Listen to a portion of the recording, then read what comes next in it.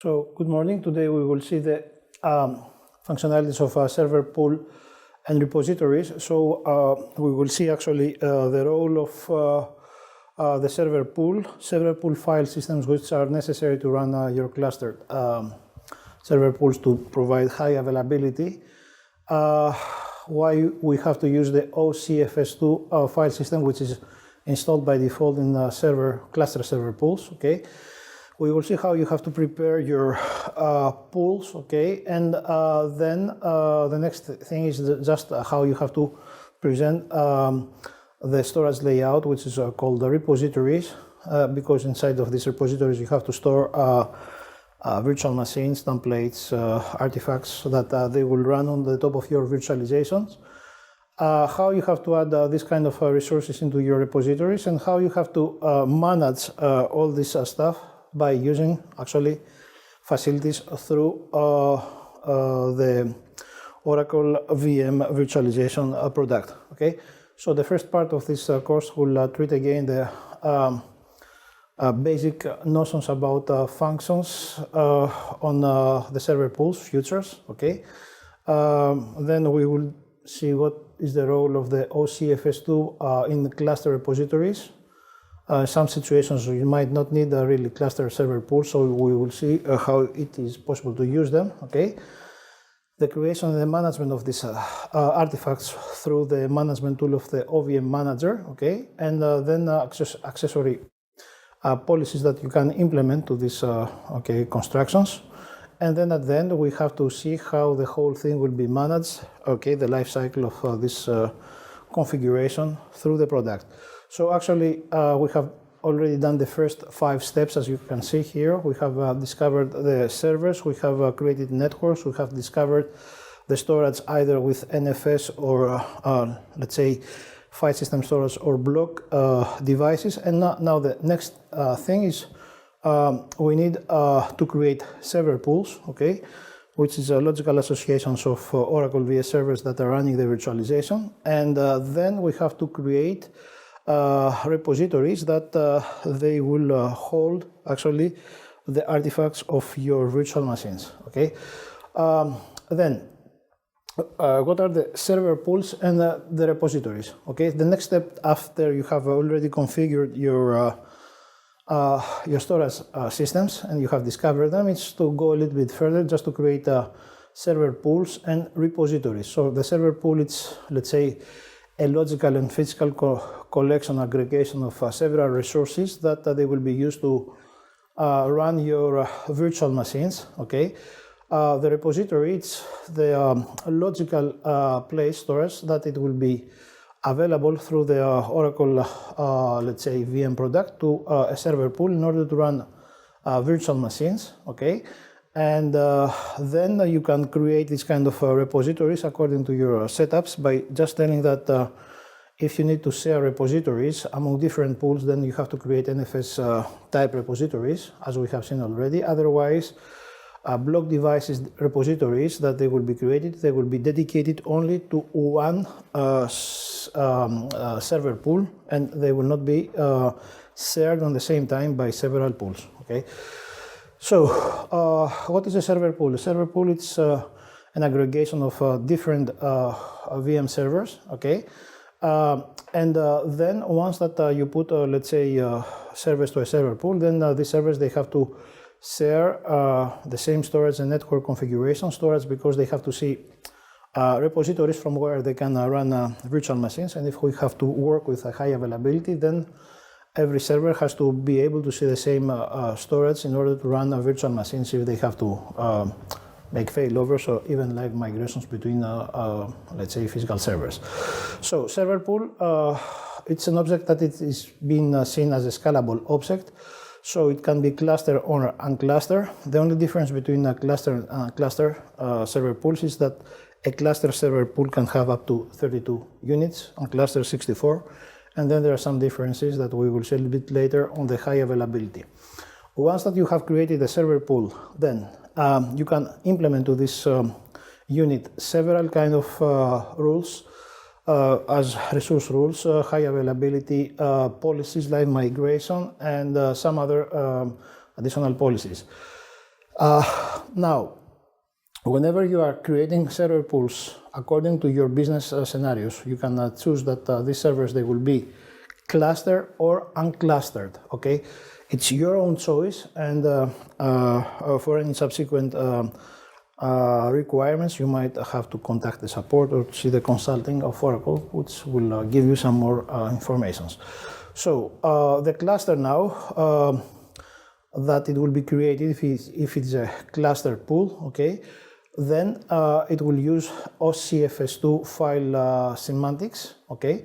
The OCFS2, it's let's say traditional file system that it has been proposed by Oracle since several years, and it is implementing a notion which is very important, which is called DLM, Distribute Lock Manager, and we will see this feature a little bit later on. So cluster server pools, they will be used to provide high availability for the virtual machines that are running into these server pools, okay, and cluster server pools, okay, they will be used to provide high availability. Of course, the high availability has also to be set up on the virtual machines, and of course, the cluster server pool will be installed automatically with the OCFS2 file system, which is coming, let's say, from Oracle.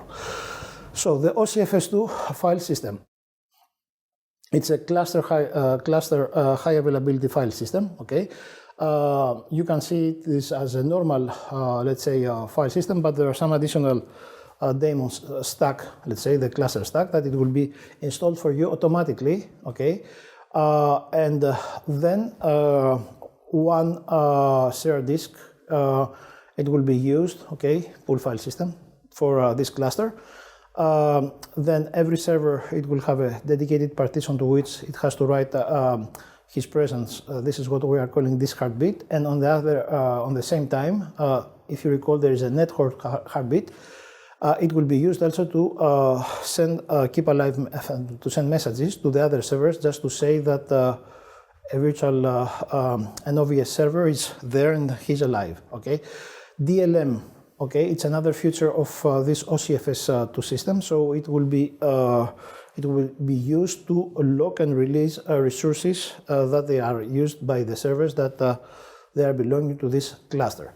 So how you have to build a cluster server pool with this kind of OCFS2 system. So it's fairly simple. We will see in the slides that you need absolutely, first of all, a file system, which has to be not less than 12 gigabytes of size, okay? And then you will just use it as a cluster file pool server, cluster file pool system, okay? Into which an OCFS2 system will be installed, and then immediately several servers, they will use a dedicated for each one partition to write their presence, and on the same time, network heartbeat, it will be used to also send the messages among different servers just to say that they are there, okay? The last phrase, create a separate heartbeat network if desired. I would be saying that if you read carefully the documentation, as a best practice, you have to create a separate network, okay? Although the traffic flow is not very important, it's very sensitive. So if you have any disturbance, maybe your servers, they will be fenced out. So you have to be very careful about the last phrase. So in this slide, we have, let's say, implementation of the server pool, okay? We have actually 1 to 3 servers into this server pool. The first server is having also a local repository, okay? So this local repository has been created by a local disk that it has been presented to the server. It can hold any kind of virtual image, okay? But in this case, we don't provide any high availability or even live migration, unless there are some specific reasons for that or configurations. So this local repository has been formatted with OCFS2 system. And then for the server pool, on the left side, you have the cluster server pool file system that it has been created, okay, on maybe an NFS server, why not? This is a choice. And into this server pool file system, every server will write his presence. And then we have, let's say, several other repositories, okay. As you see here, these repositories, okay, they might contain a lot of VMs that are running from there. They are formatted with the OCFS2 file system, okay, and during this kind of operations, several logs they will be created. Why? Because maybe servers they are needing this kind of virtual machines that they are running maybe as virtual disk or physical disk. So logs they will be created and they will be released if you have to play with high availability. So OCFS2 futures. So it's a shared file system, cluster shared file system with a DLM. DLM is very important because if you have a high availability features enabled, then if you have to fail over logs that they have been set up in several partitions of your disks, they have to be released, and they, in this way, a virtual disk or another disk will be able or available to be used as a virtual machine that it has to start it to another physical core. Okay, POSIX compliant file system. Reflink feature that it will be used to create several writable snapshots, okay, sparse file support, and inline data support that it will be used, let's say, to store very small files, okay, without really giving an overhead to the system, and it will be used, for instance, to hold VM CFG configuration files.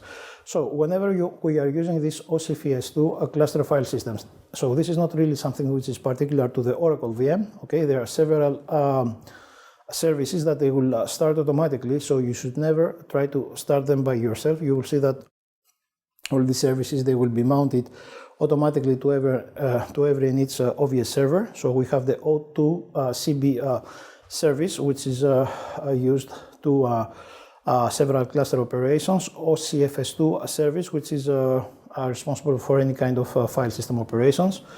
The net service is O2 net and OCFS2 DLM that it will be used for DLM related processes, okay? You should never ever try to make any modifications to the cluster configuration, which is distributed and created by the Oracle VM Manager in an automatic way. Now, this phrase, okay, this slide just tries to say to you that whenever you have, let's say, a cluster pool, then you are supposed to run different kind of virtual machines that they will use different amount of CPU, memory, etc., etc. So they will load more or less equally your server. So before you start to work with kind of virtualization, of course, the first step is just to know exactly what you have to run, okay, in order to be sure that you will provide adequate configurations, okay, storage topologies, physical configurations for your servers in order that your virtualization will run in a very successful way. We have here just the steps to create this kind of objects. So as you can see here, you have to give a name, okay? You choose the name that you want, okay, pool 1, why not?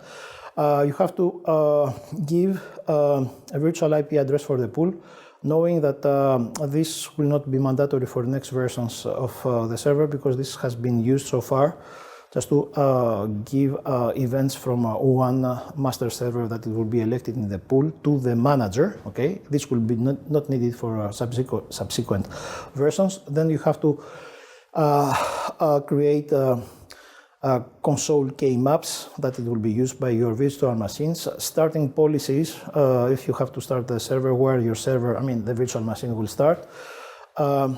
Then if you allowed secure VM migrations, if the pool will be clustered or not. So if the pool will be clustered, so you're going for the high availability, you have simply to check this text box, okay?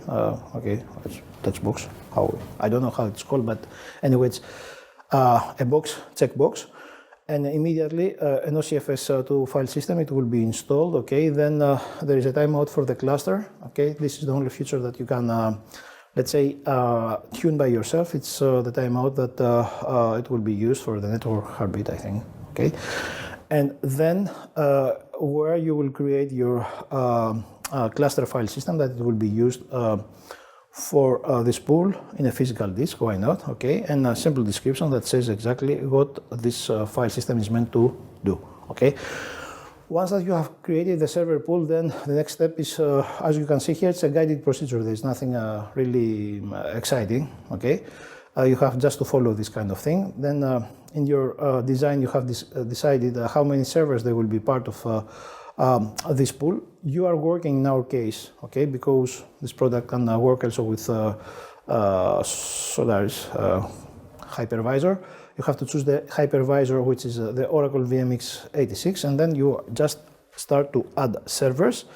So in this case, whenever you are adding servers, what happens? It is that for every init server, okay, a configuration file will be created, and this configuration file will be spread or updated to every other servers, okay.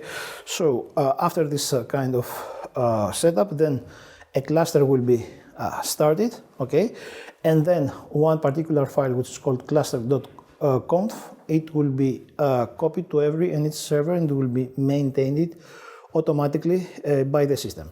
So this file is just describing actually the different nodes that are participating in the cluster. You can find the cluster ID information on the top of this file. You should never ever try to modify any single line of that, otherwise the operation is not supported. And if you need any other information, please contact my colleagues on the support that they will be happy to explain you the necessary steps to provide a different configuration on these settings, okay?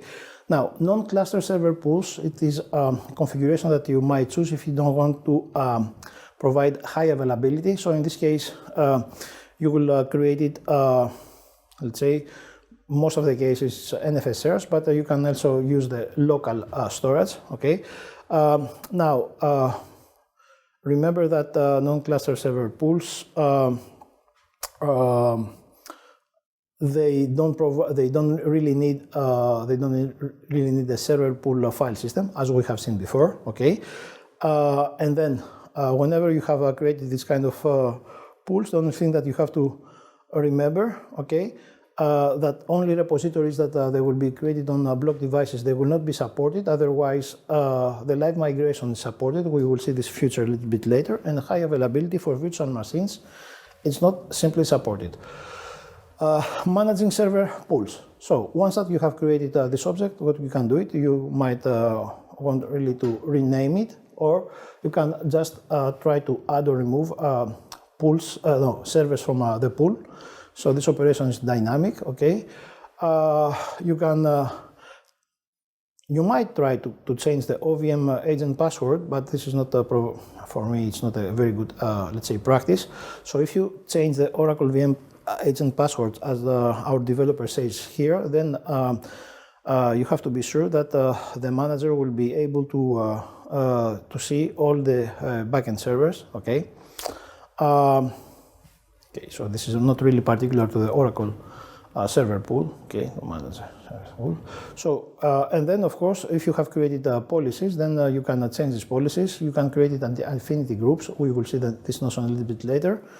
And at the end, maybe if you don't need this functionality, okay, you can delete a server pool by telling that simply that the pool will not have any servers associated, and in these servers you will not have any VMs that are running, otherwise you will have issues, okay, errors.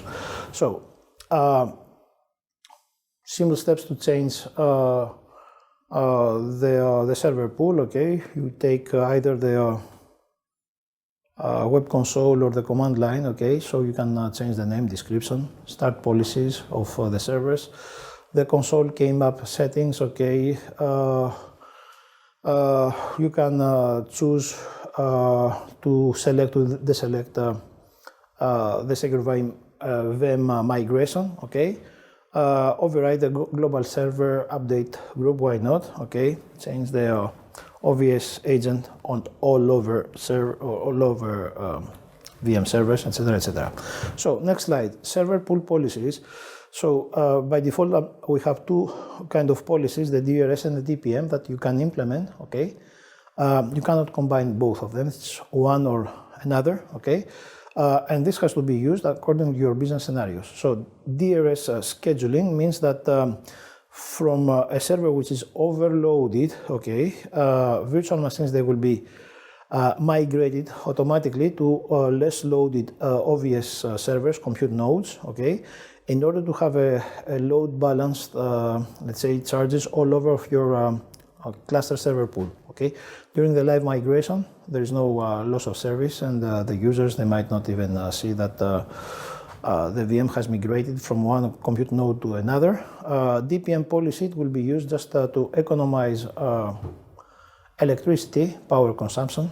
Okay, this is very trendy nowadays. If you have a lot of compute nodes that are not very well used, okay, then you implement policies from where these VMs, they have to migrate it to more used servers, and the less used servers, compute nodes, they will be switched off, and in this case, you will economize this kind of energy. So this kind of policies, they will be set up either by, again, command line, the CLI that you have seen already in the labs, or by the traditional, let's say, web console. And in these cases, the only thing that you have provided, as you can see here, it's straightforward. You have to choose the policies. You have to say actually to the system how often a monitoring facility has to wake up, okay, and to test exactly the conditions. If they are met, then the associated action, it will be, let's say, launched. And let's say for here, we can say that you can set up the CPU threshold that it has to trigger this policy, and the list of the servers that they will be associated with this kind of implementations, okay?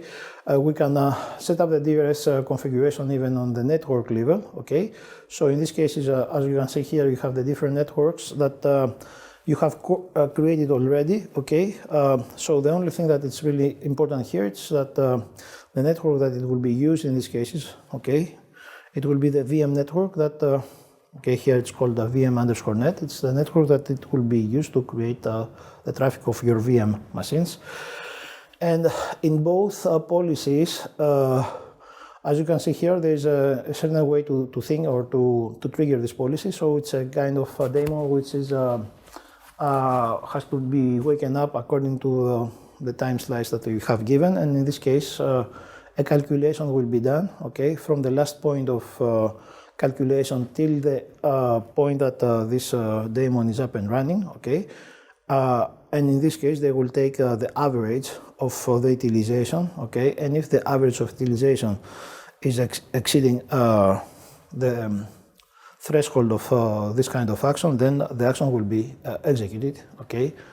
And then everything will work as it should be in the limit of the resources of the CPUs that they will available to hold your servers, okay? So we will see this kind of thing a little bit later. Anti-affinity groups. So anti-affinity groups, they are created in order to avoid, let's say, single point of failures into your systems. So anti-affinity means that whenever you have to migrate servers, okay, and according again to your business scenarios, you might not want that two or more VMs, they have to find themselves on the same CPU core, which is running the OVS server. So you will create groups that they will not allow this kind of migration, okay? So I don't think that you have any questions on that, okay? So if you have any questions, remember that you have the possibility to post them to specific, let's say, agents that they will treat them timely, okay? Now we have again a simple quiz, okay? So you have to identify 3 elements that are part of an Oracle VM cluster server pool, okay? Is it a disk heartbeat, a network heartbeat, a server pool file system, and standby Oracle VM server, okay? So we have seen that whenever you are creating cluster server pool, a cluster file system has to be created. It's mandatory. So you need a specific partition where you have to write the information. So this is the disk heartbeat. Okay, the A is true. A network heartbeat, yes, because any server which is part of this kind of cluster pool has to communicate with each other. So the network heartbeat is mandatory. Okay, and C, of course. Okay, why not? The server pool file system, okay, because it's a part of the cluster, okay. Standby Oracle VM server. I think that our smart developer wanted to introduce you to for the situation. So standby Oracle VM server has nothing to do with a cluster. Okay. So now you know. Oracle VM repositories.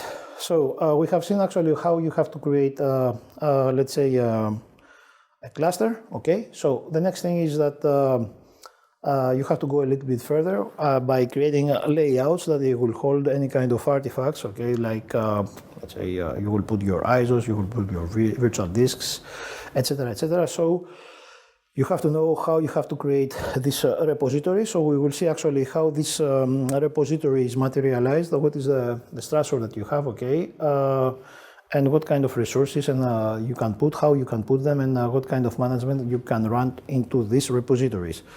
So remember that repositories, they can be created either on file system devices, okay, or block devices. So the main difference between them, okay, it's that NFS can be NFS repositories, okay.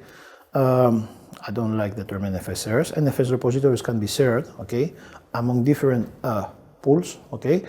Block storage repositories cannot be shared. They are dedicated to one server pool, and of course you have a very particular configuration, the local storage. That means that if you have disks that they are installed to your physical hosts, okay, where you're running the OVS server, then these disks, they can be presented to create repositories on that, okay.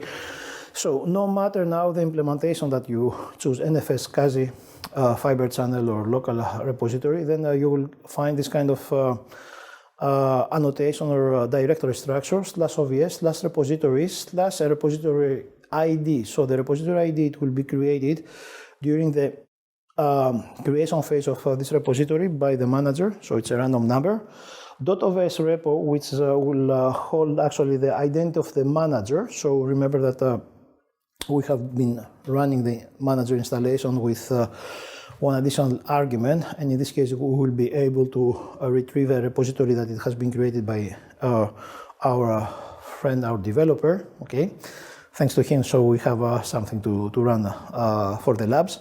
And then you will find actually several subdirectories like assemblies, ISOs, templates, virtual disks, and virtual machines that they will use to store the associated artifacts. It's very obvious that in assemblies you will store assemblies, in ISOs, okay, that you have to download from Oracle or from other places, templates for your templates, and then virtual disk or virtual machines, they will hold the virtual disk or the virtual machine configuration files. So now you can create this kind of artifacts by using either the user interface, okay, we will run these labs, it's straightforward, it's not very complicated, or you can use also the command line if you have to run, let's say, a batch procedure, okay. NFS repositories can be shared among different pools, as we have seen so far, so you don't need to specify a server pool whenever you're creating this, okay.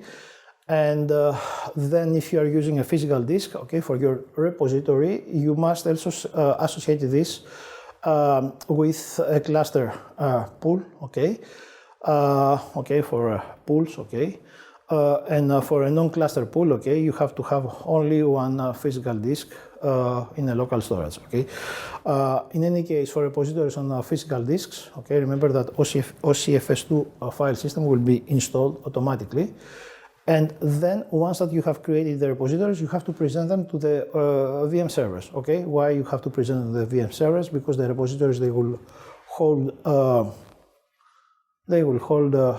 any artifact which is really necessary to run on everything in its obvious core, okay?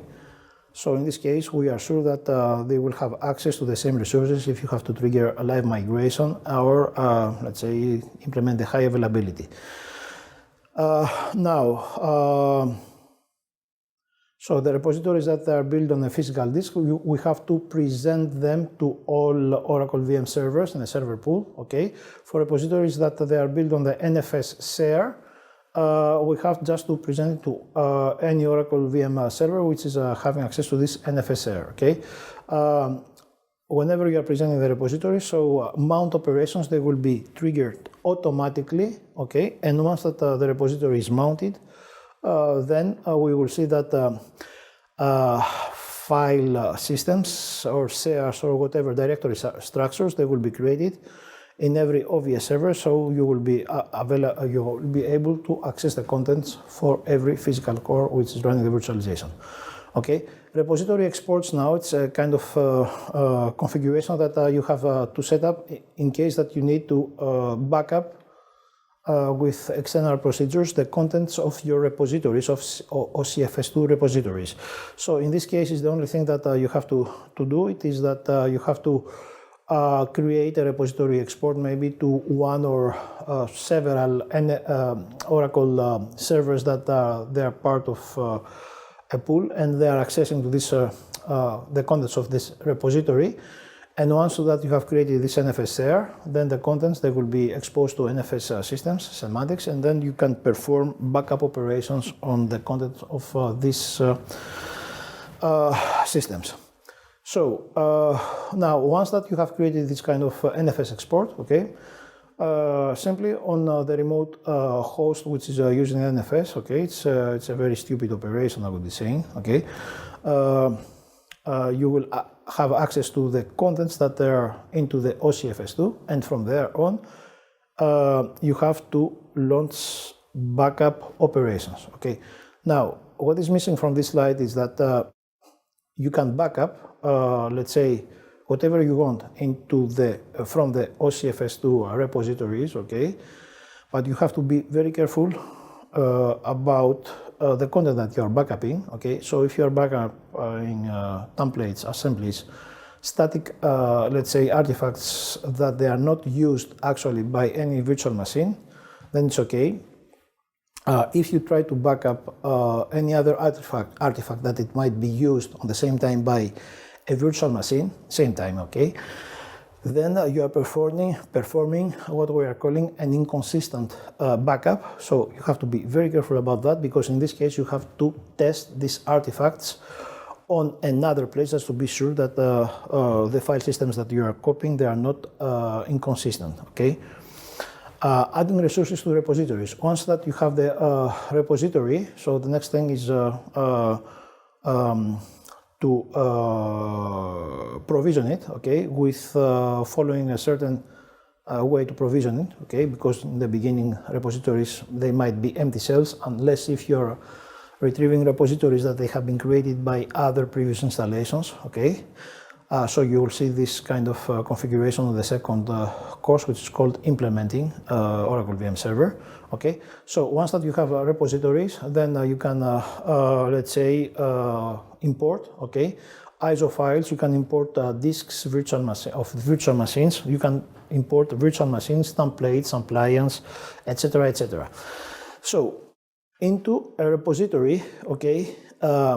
As this is a kind of layout of your applications or artifacts, you can, as you can see here with this slide, you can import new virtual disks. Okay, you can clone virtual disks. You can create new virtual disks. Okay, or you can even delete virtual disks. You have to be sure that this deletion is not really associated with any running VM. Otherwise, you are risking to create issues. So the next thing of that you might also have to do, okay, it is just to copy, okay, from copy artifacts from one repository to the same repository, or from one repository to other repositories. Okay, why? Because maybe you have created, let's say, a disk which is used by one VM in one repository, and you want to copy this disk to another repository in order, let's say, to start any kind of operation. Okay, I don't know exactly what you want to do, but it's always possible to do this kind of operations. So whenever you are copying, let's say, this kind of artifacts from one place to another, you can use traditional sparse or non-sparse copying. Okay. And if you're using, let's say, a more optimized way to work, let's say thin clone, so the thin clone can be used whenever you're having those CFS2 files, okay? On the same time, from one repository, you can create, let's say, a any artifact to other repositories by using sparse or non-sparse copies, as we have here. Okay. Now, whenever you want to clone virtual disk, so a virtual disk can be cloned again as a virtual disk to any other repositories or to a physical disk, okay, if you have, let's say, a SAN storage device by using a sparse or non-sparse copies, okay. Now, once that the repository is created, you will see this kind of information into the perspective of the user interface of the Oracle VM Manager, okay. The same information you can get it with the CLI. So we have here one repository, as you can see here, which is called fc_repos1. The important thing is that this repository is owned by you, so that means that you can create whatever artifact you want into this thing, physical disk SAN2, okay? You have the ID which is generated whenever you are creating this kind of repository. And then you have the /dev mapper, which is pointing to the LAN where this repository is physically created, okay? So on the lower part of this presentation, we see that there are two servers associated with this repository, OVM 1 and 2, which are in the state of running, okay? So operations on these repositories, so you can, let's say, first of all, once that it is created, you can present this to several VM servers, okay? If this repository is not associated with any servers, then you might want to delete it, okay? If you have made any kind of modifications to, let's say, to the infrastructure which is holding the repository, then you have to perform this kind of refreshing, okay? And then we have the another kind of quiz, okay? Which three locations are supported to house a repository: an NFS, the server pool file system, a SCSI LAN, an unused internal disk in any Oracle VM server, a virtual disk, okay? So let's start to see. So an NFS, of course, it can be used, okay, as a placeholder for a repository. So the A is okay. So the server pool file system, is it possible to house a repository? No, not really, because the server pool file system, it will be used by every needs Oracle VM server which is part of a cluster, as we have seen before, in order to write to its own dedicated partition its presence. So this choice is wrong, okay? A SCSI LAN, yes, of course, okay? An unused internal disk in any Oracle VM server, yes, of course. In this case, it's a local repository. A virtual disk, I think it's very stupid. Virtual disk, it's a part of a repository, so you cannot create a repository into a virtual disk. Okay, I think that our developer was really having a lot of fun putting these kind of questions. Okay, so we have seen actually what is a server pool. Okay, what is a server pool file system? I hope that you have understood that notion. Okay, the list of several features that you will see whenever you are creating cluster server pools. The role of the OCFS2 cluster file system, which is installed anyway by default in this cluster file cluster configuration. How you have to prepare all this stuff, okay? And you will see it even better when you will run the labs with me, okay? And then how you have to manage the repositories, etc., etc., okay? For this practice, we have to, of course, refresh and rediscover NFS repositories. Okay, remember that refresh operation is giving you the possibility to see if there are any associated changes into the backend, say, storage infrastructure. How you have to create a cluster server pool, it's very easy operation. Create a SCSI repository, importing resources in the repository, moving a template between repositories. So let's say very easy things, okay. Cloning operations, creating repositories on a local storage, and okay, if we have time, we will run the repository export. Of course, if you have any questions, okay, on these topics, then again, our support service will be delighted to reply to your request. Thank you.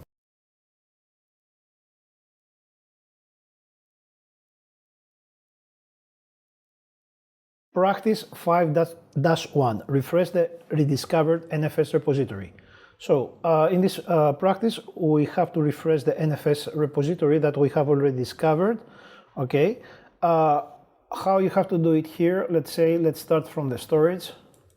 Okay, we see that we have here already an NFS server. You have to click to the repositories. Okay, as you can see here, there are two options: show all repositories. So this option, it will show you repositories owned by you and maybe repositories that are not owned by you. So I have to click here to show my repositories, and I see that there is one repository that appears. Okay, it appears because I have given, okay, the right settings in the beginning. So if for any reason you have you don't see these repositories, okay, then you might have also entered a wrong ID for the manager, and for this reason you have to just open let's say an SR in order to explain you how you have to rediscover the repositories, okay, this NFS repo. For my case, the NFS repo is there as it should be, okay. Then you will see that the folders, there are several folders here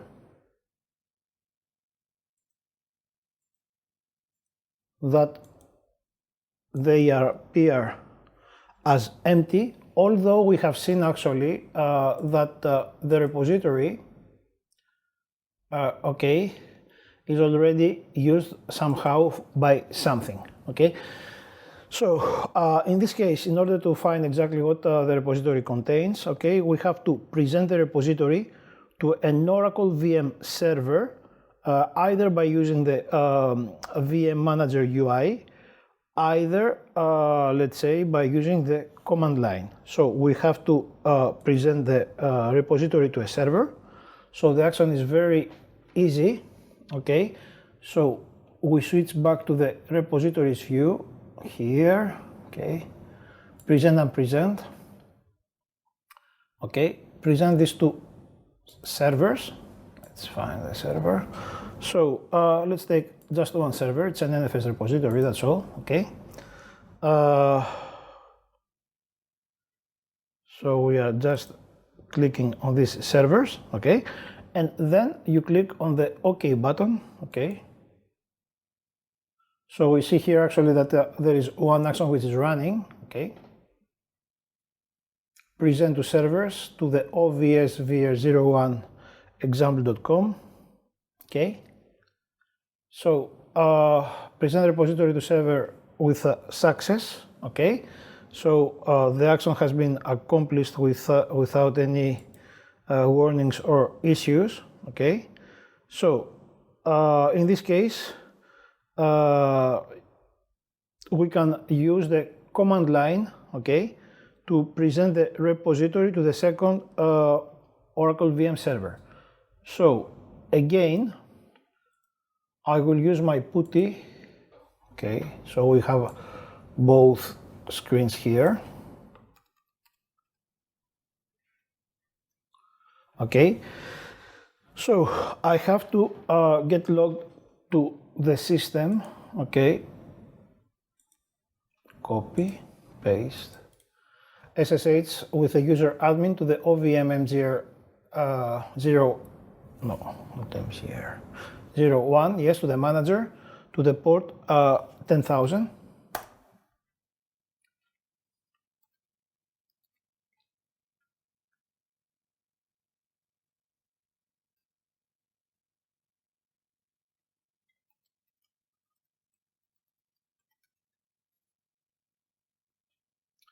Okay, and in this case, we have to write the following script. So add server, name equal ovsvr02 example.com to repository, okay, name equal as the name that you have here, NFS underscore repos. Okay. So now let's trigger this action, and please follow what the graphical interface will show as well. Okay. See here, we should see a new action. Okay, as you can see here, running. Okay, we have already a log to the repository, and here you are. Okay, we have actually the second server, which is already using this kind of repository. Okay, so once that you have done this kind of manipulation, okay, you can click on the repository here, okay, and either by right clicking, okay, here or there, you have to make a refresh.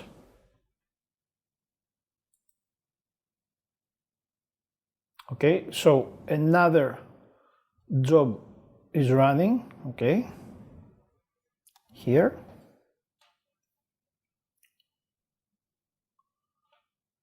Okay, so refreshing file success, and now we have to click on the ISOs folder,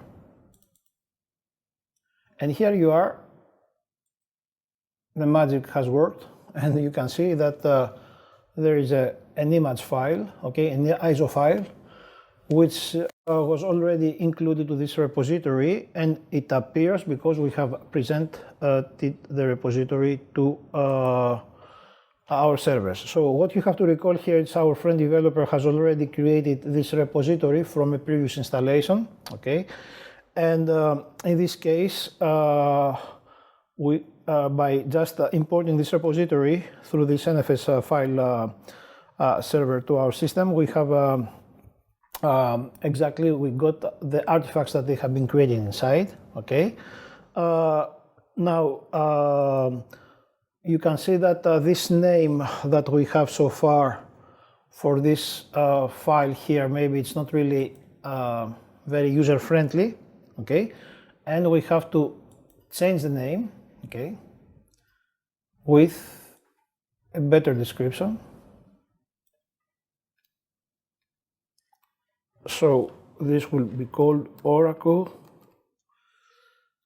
Linux -R6 -U5 -server X86, very long name actually, 64, why not, -dvd.iso. So click on OK, and let's see now if the name, new job here, okay, and here you are, you have the new name here, which is, let's say, much easier to remember, but internally the system will pinpoint to this ISO with the internal identifier, okay. So we can, let's say, use some additional commands like with the Oracle VM CLI to make some additional actions. So I will just bring again up my CLI, which is here. Here you are, okay, the CLI is here, just push it a little bit here, okay. So execute the command list virtual cd-rom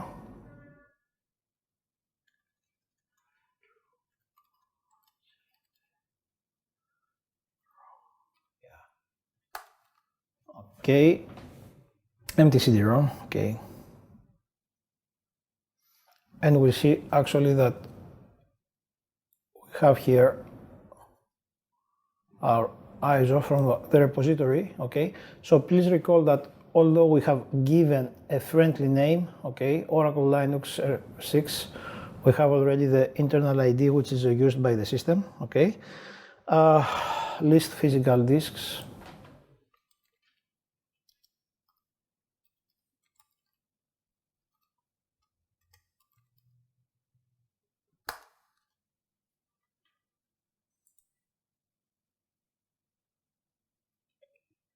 So actually these disks, if you recall, they are coming from, let's take here the storage again, some servers, or maybe, yes, discuss servers here. Okay, some of them, and its server is having actually 2 additional hard disks, which they have been reported by the OVM CLI here. Okay, so this is the end of the practice 5-1.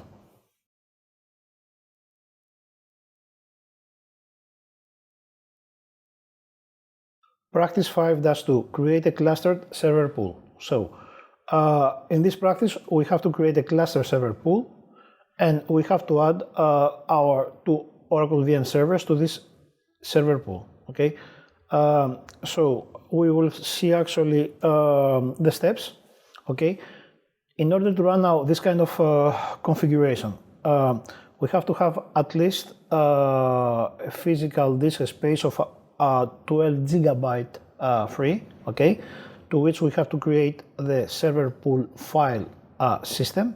Remember that we have already discovered,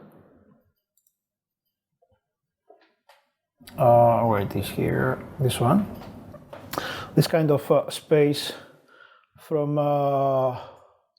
okay, from a previous exercise, okay, and then actually the practice says that we need an available IP address for the cluster server pool.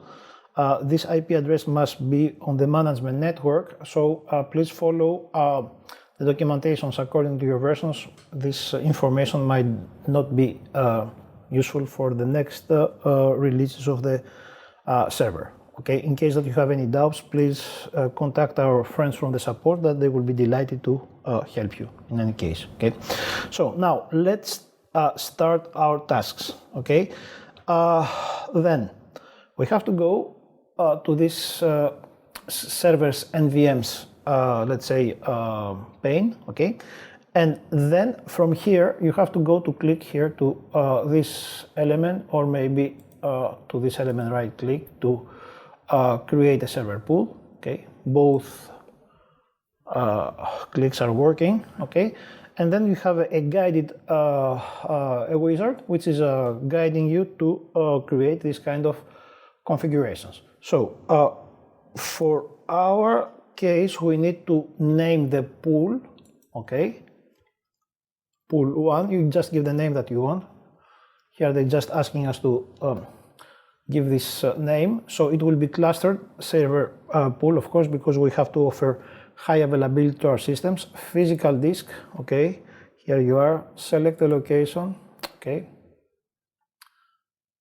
repository, okay, pool file system, it's not so difficult, right? So this is going straight, okay, and then you click the button next, okay, and then if you recall, what will happen, actually the file system will be formatted with OCFS2 cluster file system. Configuration of the cluster will be pushed to our OVS 0102 servers, okay, and in this case you will have, let's say, a cluster pool that it has created, and clustered services, they will start to both OVS servers. Okay, so you have just to wait that this action will be accomplished. Okay, on the same time, you see here create the cluster here. Okay, success, create the cluster heartbeat device, blah blah blah. So you will see actually a lot of actions that they're running behind. Okay, so in this case now we have already the cluster file pool created. We add the servers. Okay, next, we don't have any tags. Finish. And actually now you will see here, okay, the object pool1, okay, that we have created so far, and you will see that these servers with this last action, they will join the pool. Let's click one more time here. We have already one server, okay. If you see the log, means that a job is ongoing and maybe configurations are changing, okay. So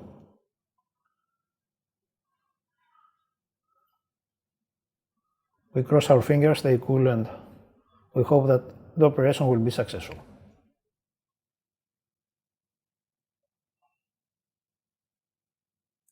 At the same time, maybe if you are just wondering what is going on, you can click here to the details.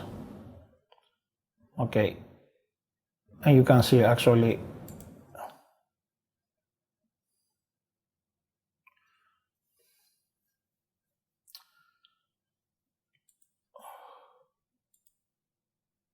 okay, sometimes there's something better, okay.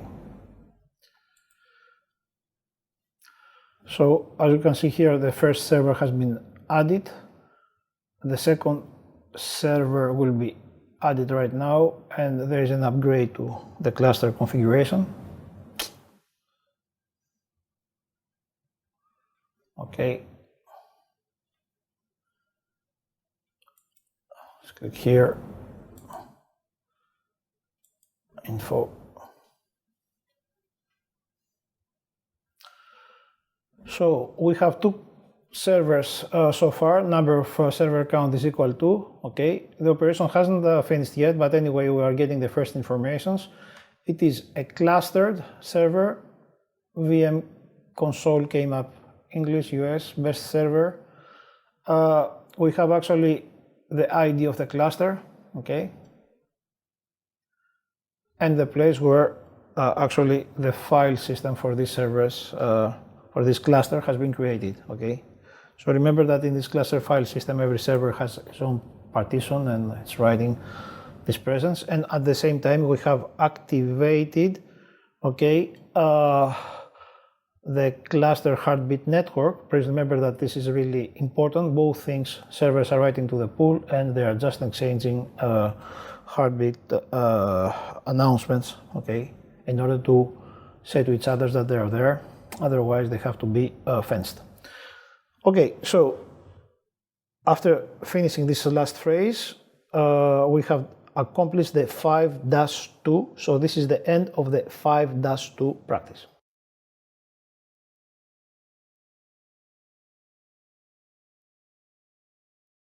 Practice 5-3, create a SCSI repository. So far we have created, let's say, or discovered rather, an NFS repository, but in these labs we need also to show you, demonstrate how you can create a repository which it will be based to a disk that we have already discovered with the SCSI LAN, okay, and it was called repository LAN, okay.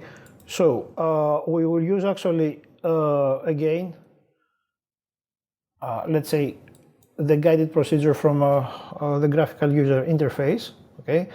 So to create a new repository, it's very straightforward operation. You have just to click on this green cross, okay, and then you have just to follow the naming conventions, like of course you can do this with a CLI.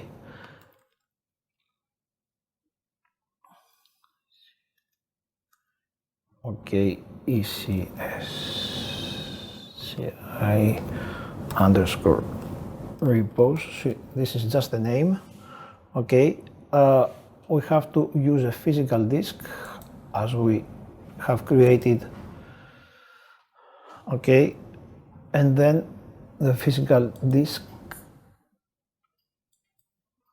from the SCSI server, repository LAN, okay. You can give a description if you want here. Let's do something 56 byte repo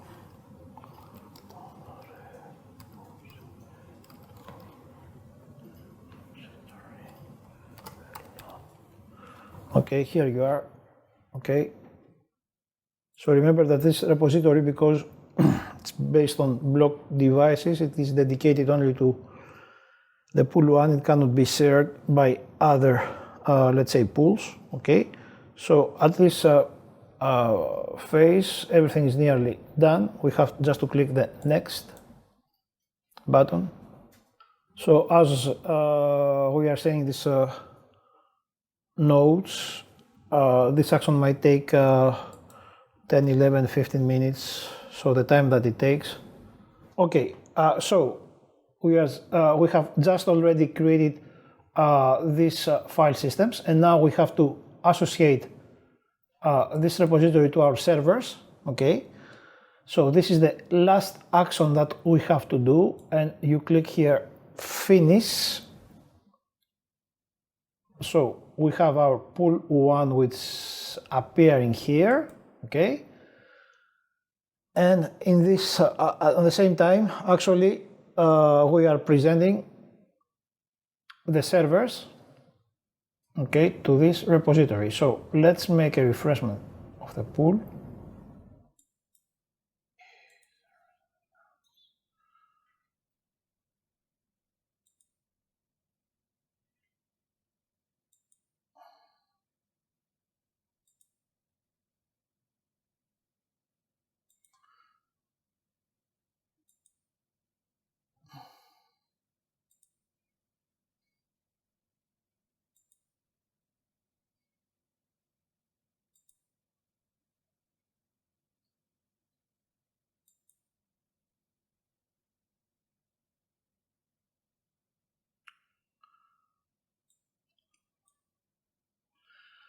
So as you see here, we have actually two servers, OVS VR01 and OVS VR02 in our pool, okay, and everything is working as expected. Okay, let's see, however, one more additional command. Okay,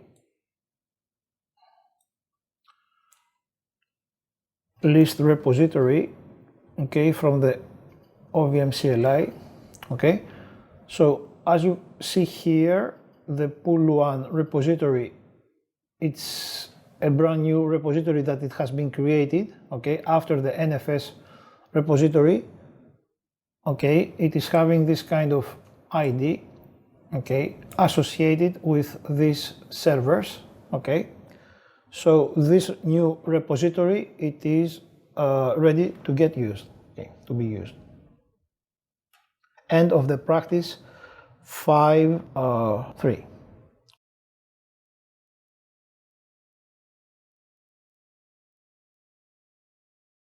Practice 5.4, import resources into the repository. So in this practice, we have to import a template into our NFS repository, okay? So the template contains files for a virtual machine, okay, that was built by selecting, let's say, a minimalistic installation of Oracle Linux Release 6 Update 5, okay?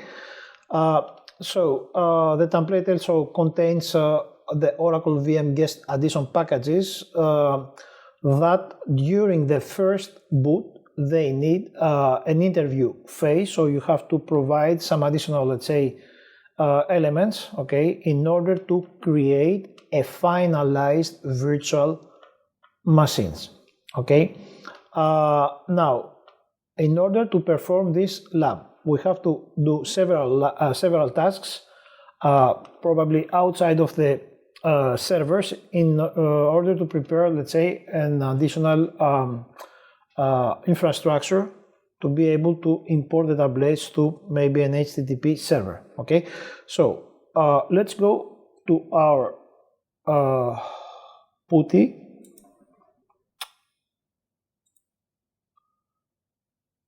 I will try to bring it in the screen. Yeah, here, this PuTTY. Okay. Okay, so I'm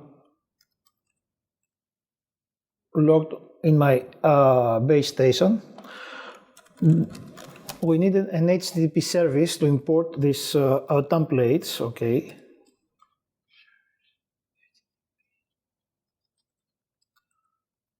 So somebody has modified this base station in order to provide these HTTP services. We have to see exactly on the directory seed pool what is really stored, okay?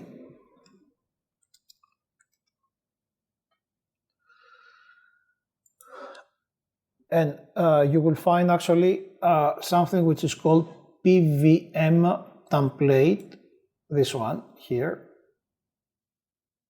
okay, which we have to import it through an HTTP server. So in this case, because we have already an HTTP server in our systems, we have to copy PVM template, okay, to the var /www/html. Okay, here you are.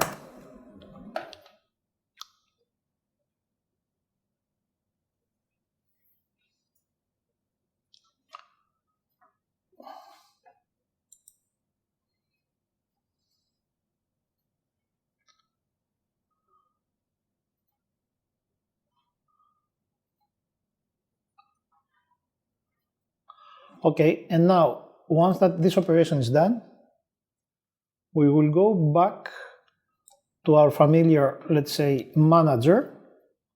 We will click to the NFS repository because it's there that we have to import. Okay, it's a template. Okay, and you click here. Okay, import VM template. Okay, the URL should be http://192.0.2.1/pvm underscore template tgz. Here you are. Okay, so there is no proxy because we are just working directly, and you click on the OK here to trigger the import operation. So import VM to repository. Okay. So at the same time, let's say we go to see what is happening to our systems. Okay. So clear SSH OVS VR 02.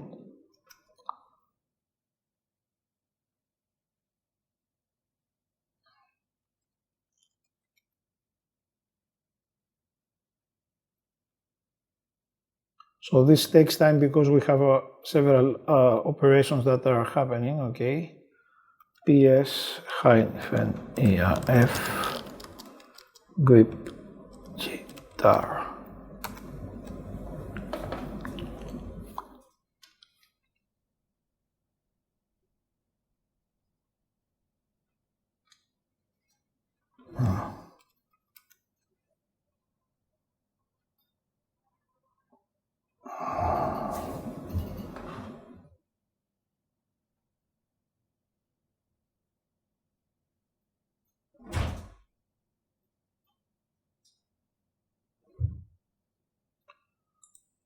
So let's wait a little bit because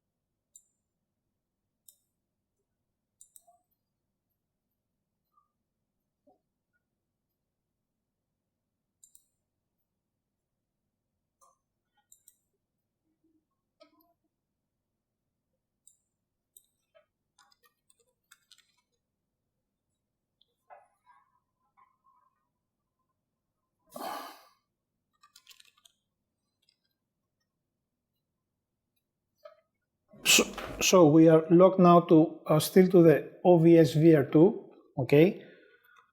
Let's go to see what is happening. So you have to go to the /OVS repositories. We are importing everything to the NFS repository. So for every server, we have actually one directory which is created, okay?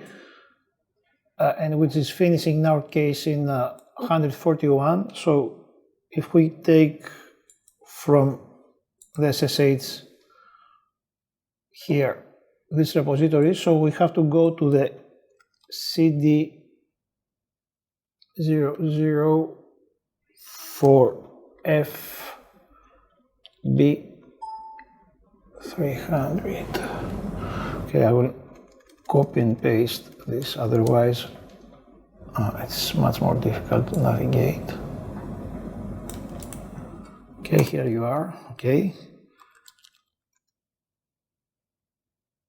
So clear city templates.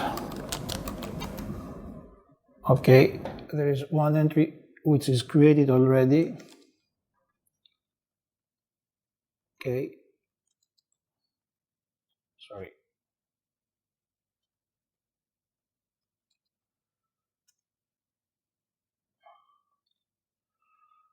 So during this import phase, there is the unpacking. Okay, so if you change to the TMP, which is a temporary directory,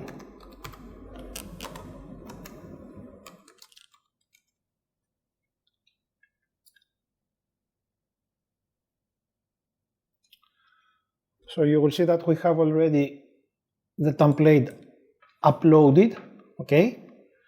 And then we have actually several files that are coming out from this template, okay?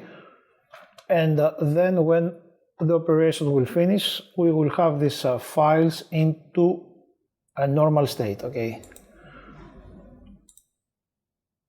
So as you can see here, we don't see yet the template because we are still running the operation, but this import to every server, okay, to the directory associated with this repository into the templates, okay. So OVS repository, so this is the ID of the NFS repo here, templates. This is the entry of this template. The template hasn't finished yet, so it has created a temporary directory, okay.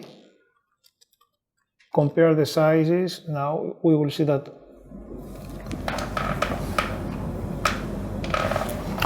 as you can see here, the system.emg is growing, okay.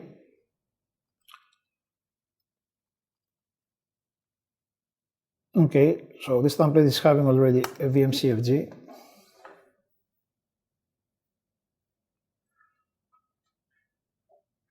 Okay, the domain is xenpvm, okay, and this template, as you can see here, is having one file which is the system emg, okay.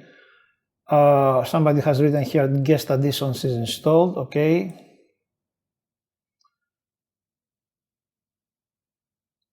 So ls-la.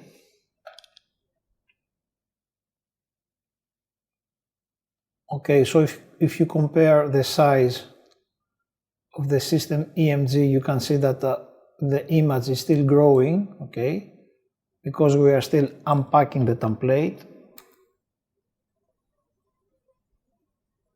Okay, go a little further.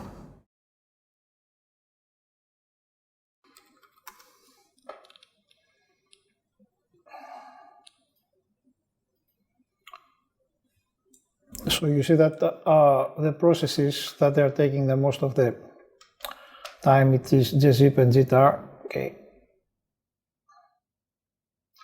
And once that these processes, they will disappear here, that means simply that the template has been decompressed, okay.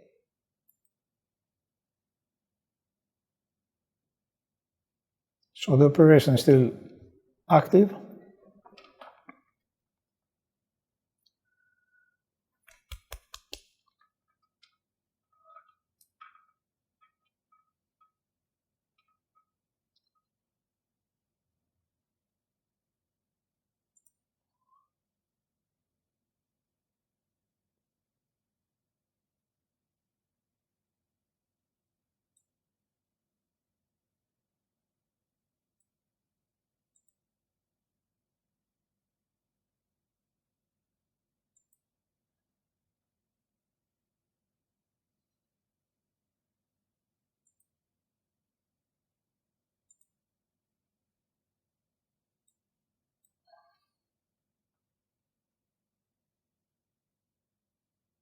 So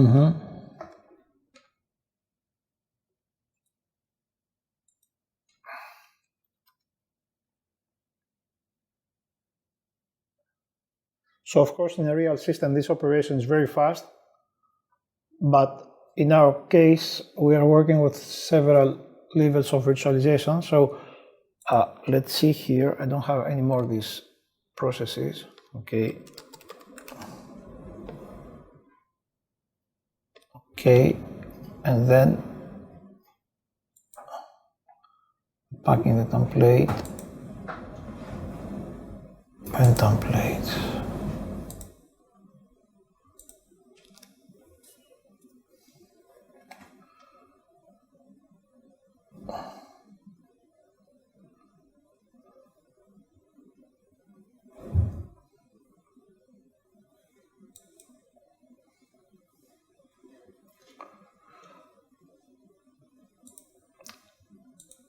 Another way to check if everything has been imported properly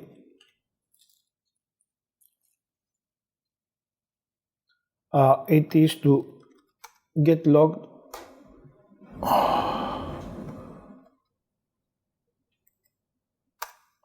okay.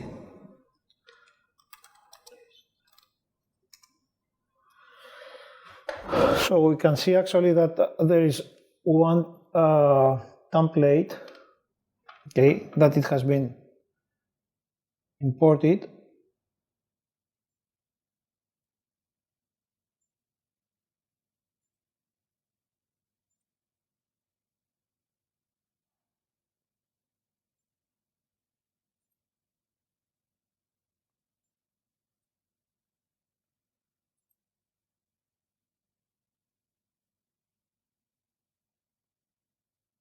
So now if you want to have some more information about this template, okay, the command show VM with the ID equal the ID that we have here.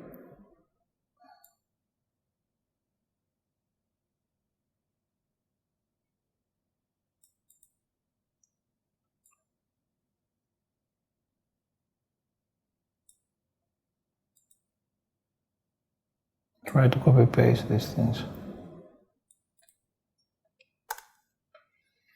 Okay, it is just showing us the vm.cfg,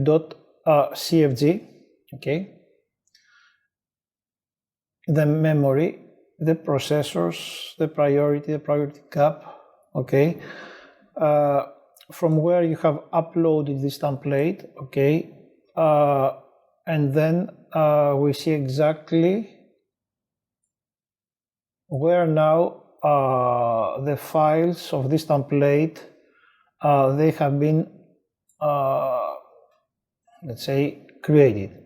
So now the operation has finished, so you can see here an entry, okay, which is showing you actually what are the elements of this template, okay, with the disks, how the disks they are created, okay. So we can run the same commands from the CLI, okay.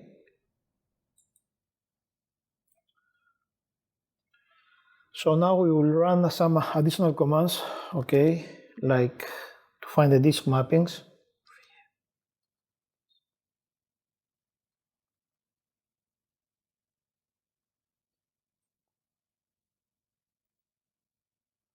Okay, so you can see that this disk mapping, of course, there is a virtual disk. We have seen already that a system EMG was created, okay. And then if you want to know more information about this kind of disk, show virtual disk ID equal, and you have to deliver this ID.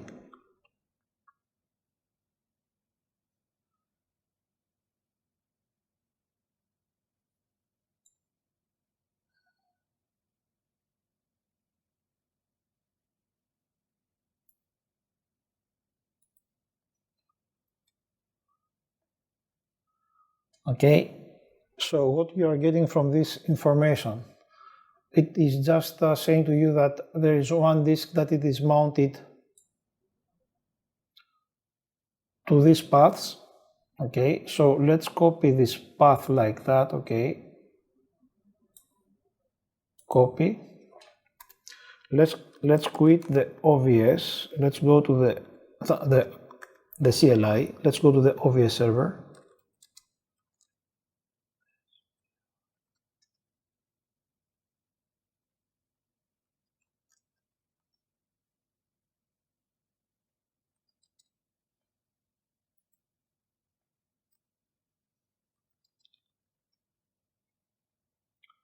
Okay, so as you can see here, a virtual disk has been created.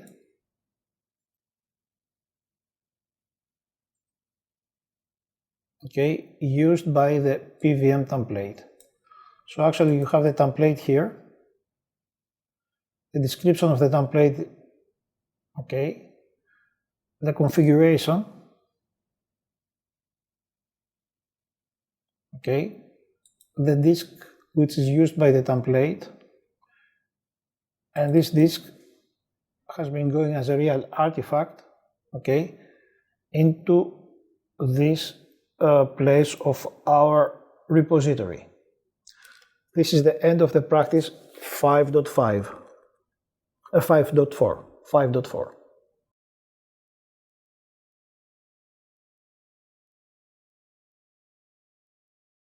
Practice 5-5, so in this practice we have to move actually the template which is created to the NFS repo, okay, to the SCSI repository here. So in this case, you click on the templates, PVM template, move it from the NFS repo to SCSI. As you see here, you must create a clone customizer, okay? So in this case, you click on the create button. You have to give a name for this, okay? Give a name.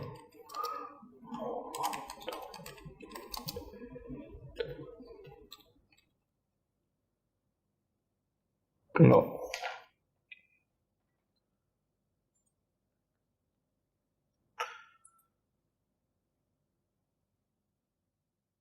So the clone target should be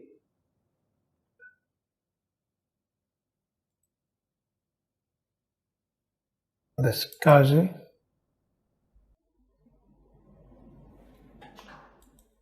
Okay.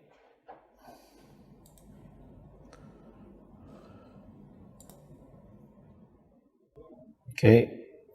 And then you click sparse copy. Next.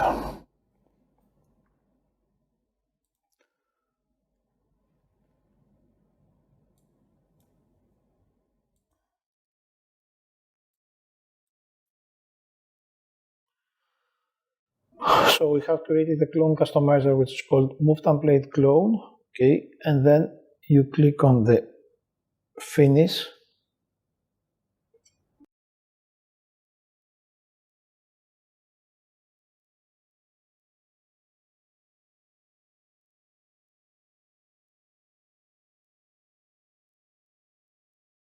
So as you see here, additional tasks are launched.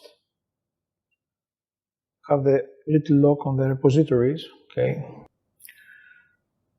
You have to wait some time and then you will see that, okay, the template appears already to the VM templates of the SCSI repos folder.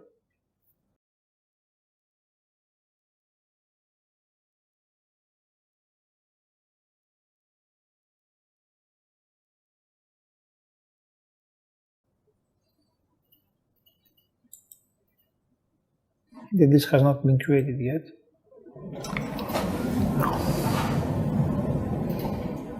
Copying files. Okay.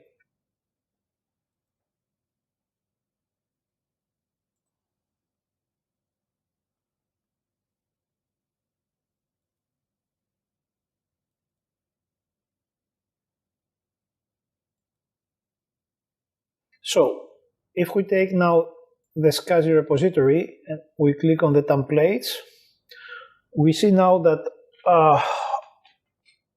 the template has already been imported. Okay, so you have the full information here. Okay, the operation was successful. Okay,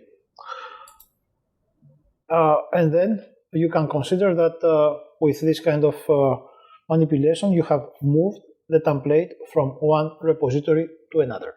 End of the practice 5.5.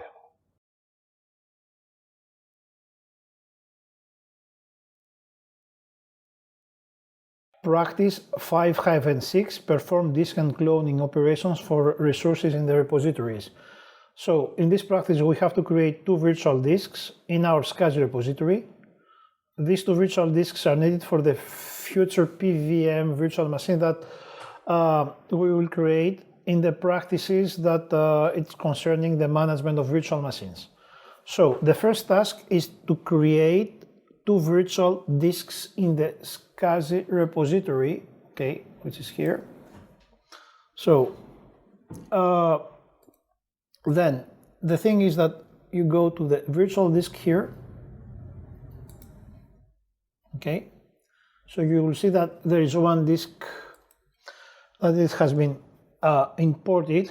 Okay, so this disk has been created when we have moved this kind of template from the previous repository, and now we have to create a virtual disk.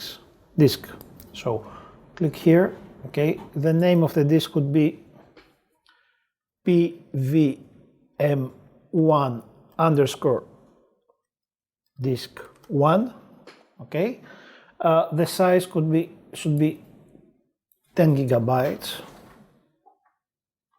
Okay, description, why not, let's put it for the pvm1 VM.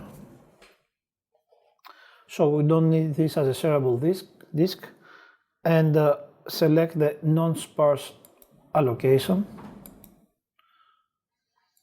Okay, and then you are ready to go further.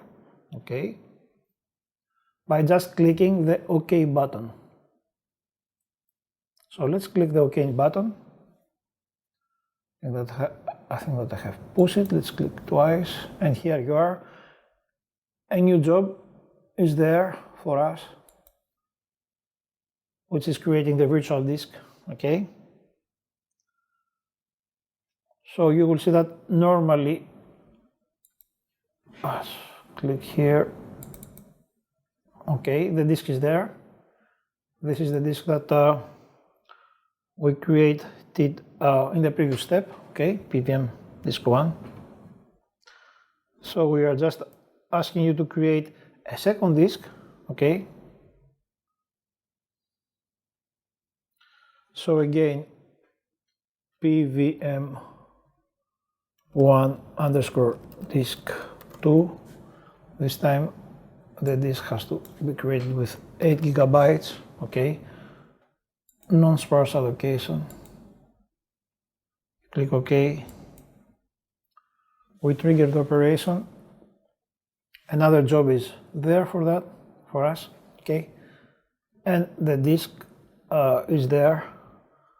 Okay, so we have actually the two disks that we have created already, PVM disk 1, PVM disk 2, and then we are just asking you to clone the PVM disk virtual disk. Okay, so in this case, to clone the disks, okay, you have to choose the right disk. Okay, click here, click to the clone tool. Clone target type should be a repository. Clone target SCSI, and we will use the thin clone in this case. So why? Because we are using the OCFS based repositories, so this is the best option.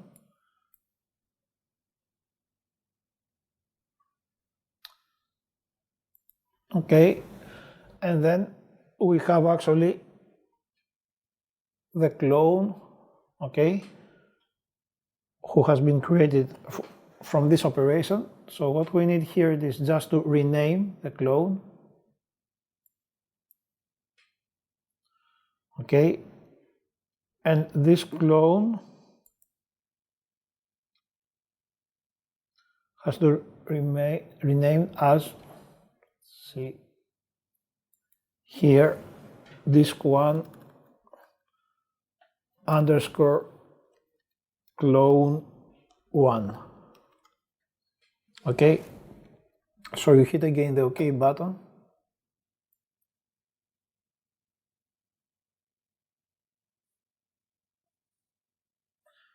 And here you are, you have the PVM disk. Let's make it this a little bit bigger, okay? So this is the end of the practice 5-6.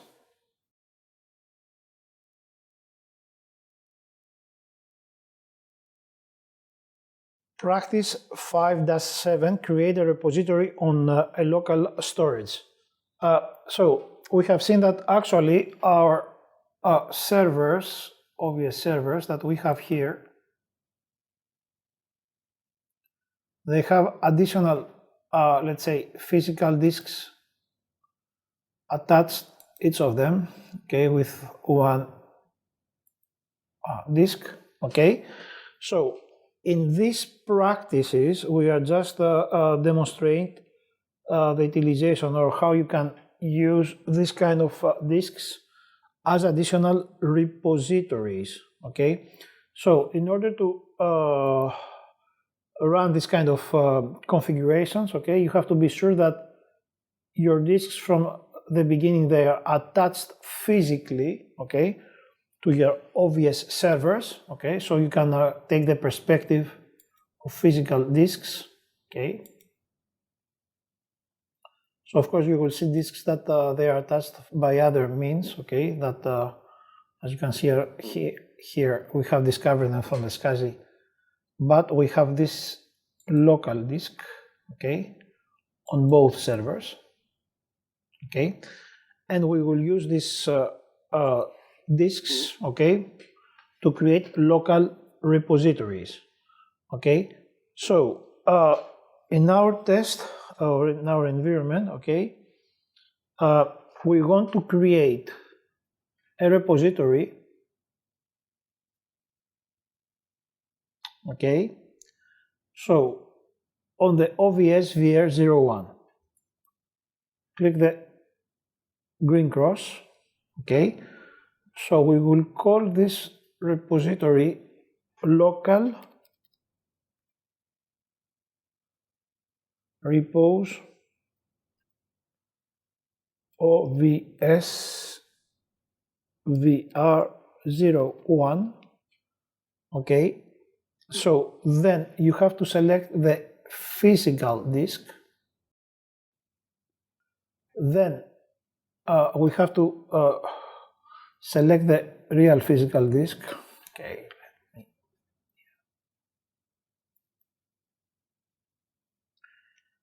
Okay.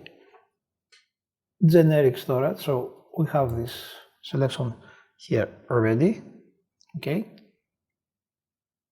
Generic local storage array. Here you are. Okay.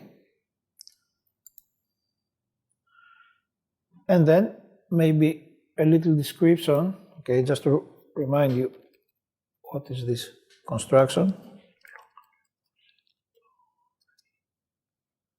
Okay, for OVSVR. Okay, so once that you have provided this kind of configuration, okay, then you click next. So this will create the repository on this local disk, okay. So we have already created the repository. Now we have to present it to our server, which is the OVS01, okay. Finish. Okay, present repository to the OVS01. Okay, and as you can see here, we have a new entry, okay, which says created only for the server OVS01. So now let's go back to the servers here. We go to the OVS02, sorry, here. We see that there is a local disk still available, okay. Okay. Local storage volume group, okay, in the volume groups. Okay. Nothing really very excited, okay. And then we can make the same operation, create another repository on this local disk. So you know now how you have to do it, okay? So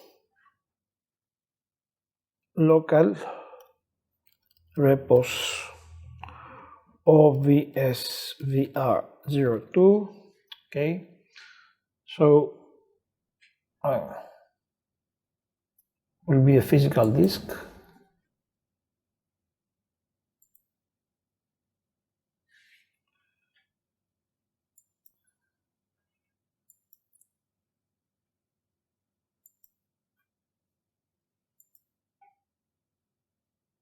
Okay, let's put some description here.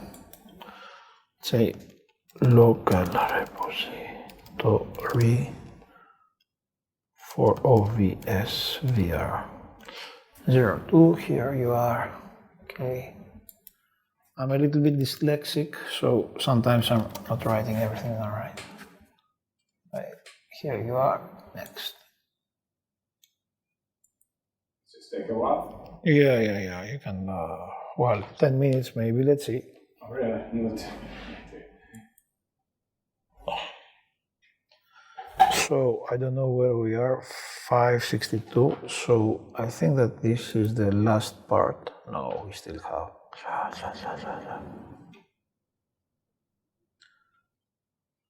Create virtual disk parse. Yes. Description. Okay. Repository. Yes. Okay, we go. Okay. Continuation from the break. Okay, so the repository has been created already. It's there and it's just waiting that we put actually our server there, finish. And okay, we have a misspelled repository, but it's here. Okay. So success, because the name is not very well spelled, so you can click here and let's try to correct the name again to local repos. Okay.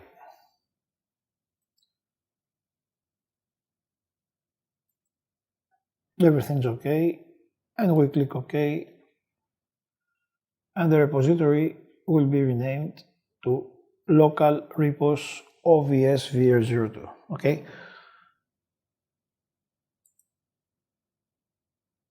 So then you can get here the perspective of the repositories. Okay, so we have created so far, or we have discovered the NFS repository. Then we have created one other repository here, plus two local repositories on the OVSVR01 and on OVSVR02. Okay, so for the next part of the labs, we have to create, let's say, virtual disks by using the, let's say, VMCLI. So for this purpose, again, we are going back to our, let's say, base server, okay?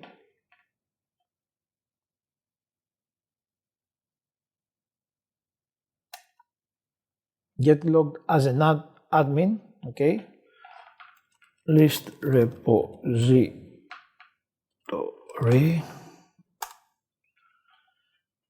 It's exactly the same view as we have there, okay, and then we have to create a virtual disk, okay.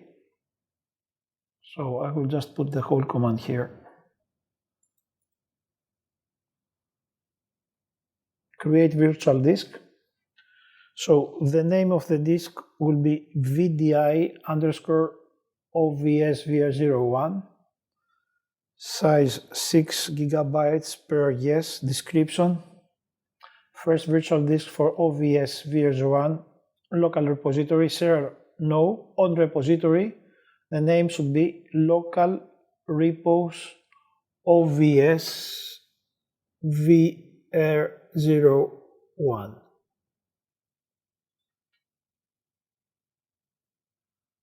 Okay.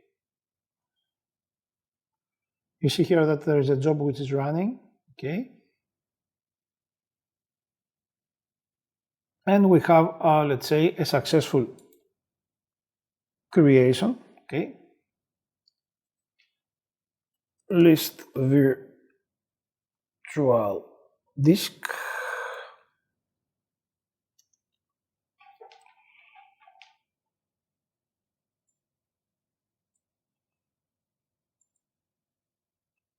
Okay, so as you can see, you can create them very easily, okay. So we have actually the disk here, okay, and it appeared in the console of the manager. So this is the end of the practice 5-7.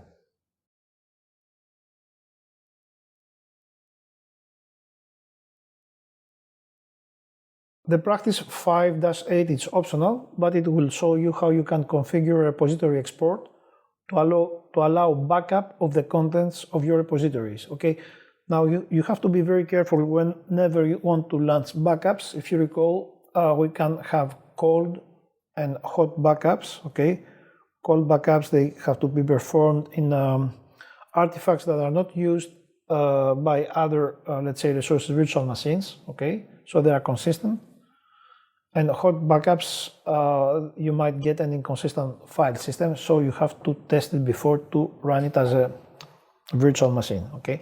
So in these cases, we have several tasks that we have to perform. So we have to go back, let's say, to our servers and VMs view.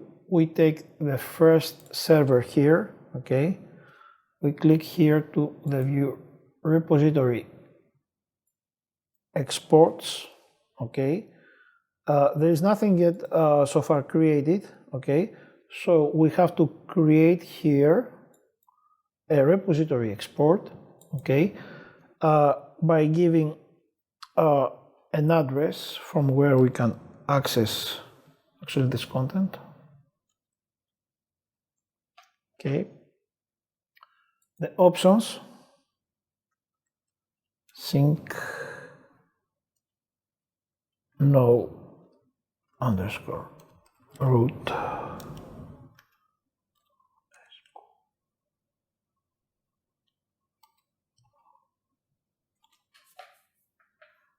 Okay, no root squash, okay.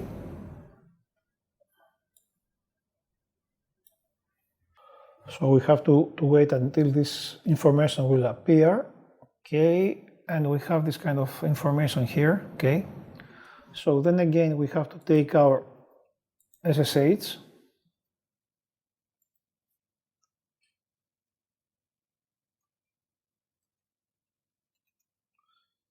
okay, and then show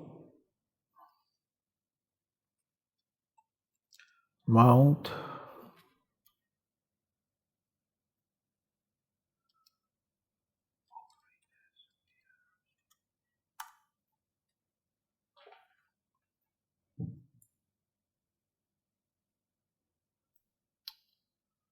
okay.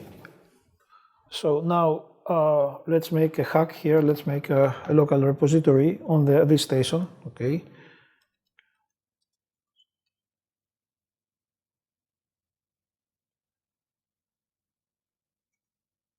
okay, mount NFS OVS VR.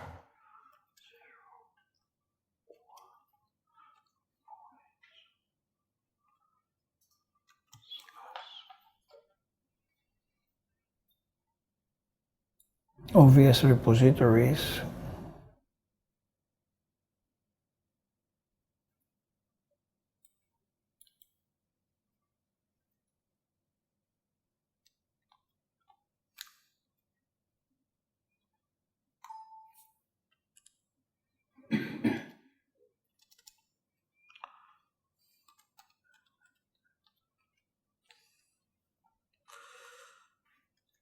Okay, so this is normal, let's say, NFS command. Okay, here you are. Let's go. So cd mnt underscore.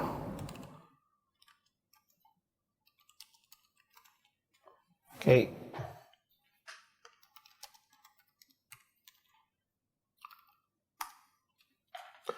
I hope that you recall this kind of hidden files, which is giving you actually the owner of the repository. Okay. I don't hear any questions, but anyway, I hope that everything's okay for you. So, as you can see, it is very easy then to perform, let's say, any kind of operation from the base station to the NFS repository. Okay, now they are just asking us for the rest of the labs just to unmount the structure. Okay, so cd mount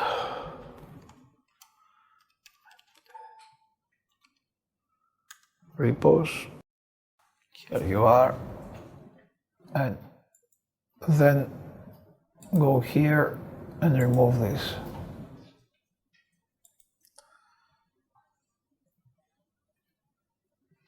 So this will take some time. Okay, delete the repository reports, repository export here,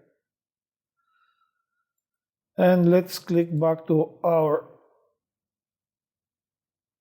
Okay.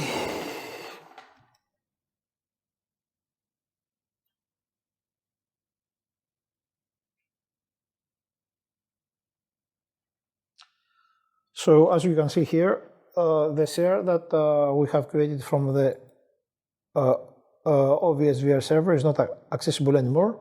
So this is the end of the 5-8 optional practice.